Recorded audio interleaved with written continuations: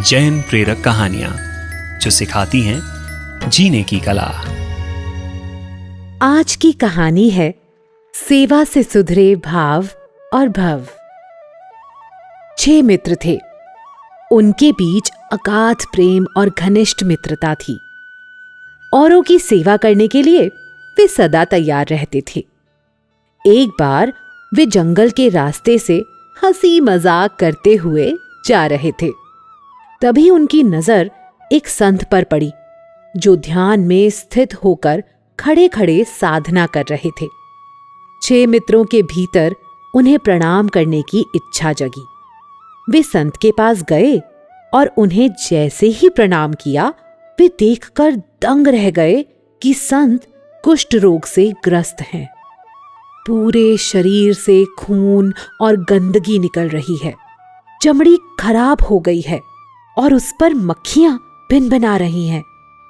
फिर भी संत के चेहरे पर शांति थी और वो साधना में रत थे।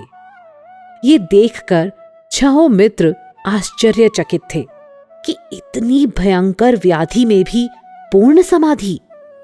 एक मित्र ने कहा, कुछ भी हो, हमें संत प्रवर की सेवा करनी चाहिए ताकि वे इस भयंकर रोग से मुक्त हो सकें।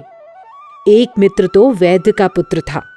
उसने कहा, चलो पिताजी से इस रोग का निदान पूछते हैं।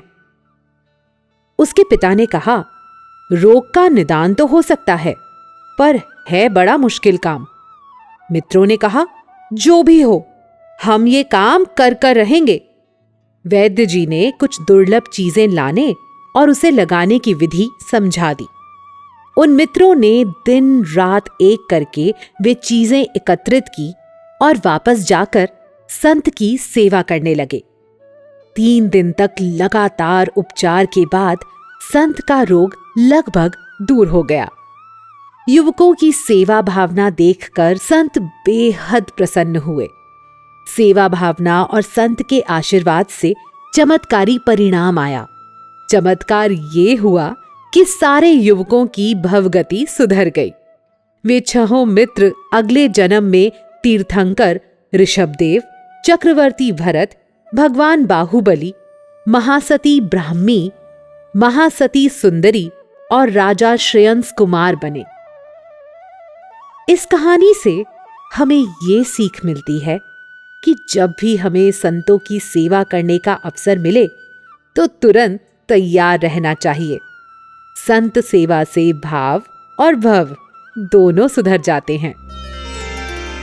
परमात्मा की आज्ञा के विरुद्ध कुछ भी कहा हो तो मिच्छामि दुक्कडम। जैनम जयतु शासनम। और जैन प्रेरक कहानियां सुनने के लिए जुड़े रहिए पार्श्वनाथ मीडिया के साथ।